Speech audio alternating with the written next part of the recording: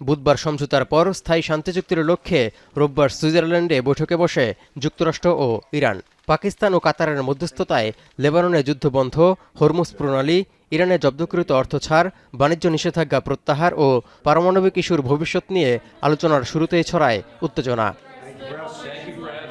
১৪ দফা সমঝোতা স্মারকের প্রথম শর্তের আওতায় লেবাননে সশস্ত্র গোষ্ঠী হিজবুল্লাহর সহিংসতা বন্ধে ব্যর্থ হলে যুক্তরাষ্ট্র ইরানে ফের হামলা শুরুর হুঁশিয়ারিও দেন প্রেসিডেন্ট ডোনাল্ড ট্রাম্প। অন্যদিকে লেবানন সহ মধ্যপ্রাচ্যের সব রণাঙ্গনে ইসরায়েলি আগ্রাসন বন্ধে আগে থেকেই যুক্তরাষ্ট্রকে চাপ দিয়ে আসছে তেহরান।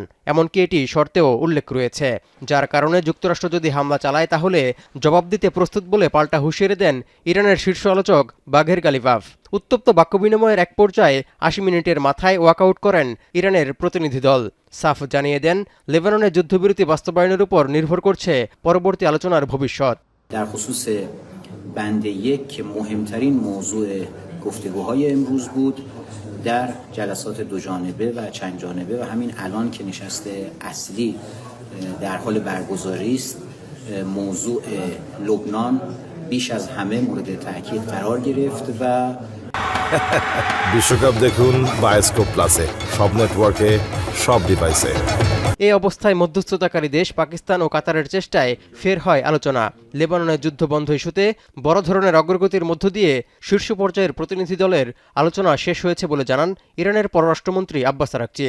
এমনকি ৬০ দিনের মধ্যেই চূড়ান্ত শান্তি চুক্তিতে পৌঁছানোর রোডম্যাপে সম্মত হওয়ায় এখন তা বাস্তবায়নে কারিগরি টিম বিষয়টি তদারকি করবে বলেও জানিয়েছে তেহরান।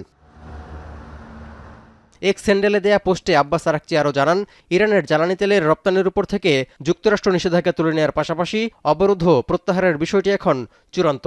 এছাড়া জব্দকৃত কিছু সম্পদ ফেরত দেয়া এবং ইরান পুনর্গঠন ও উন্নয়ন পরিকল্পনার প্রক্রিয়াও শুরু হয়েছে। সুইজারল্যান্ডে হওয়া যুক্তরাষ্ট্র ইরানের শীর্ষ পর্যায়ের আলোচনায় ব্যাপক অগ্রগতি হওয়ায় স্বাগত জানিয়েছে মধ্যস্থতাকারী দেশ পাকিস্তান ও কাতার। তাদের দাবি, আলোচনা যাতে ভেস্তে না যায় তার জন্য ওয়াশিংটন তেহরানের মধ্যস্থতা তদারকির লক্ষ্যে উচ্চ পর্যায়ের কমিটিও গঠন করা হয়েছে। এছাড়া লেবাননে যুদ্ধবন্ধ নিশ্চিতে একটি সংঘাত নিরসন সেলও গঠন করা হয়েছে। তৌহিদুর রহমান, এখন বিশ্ব।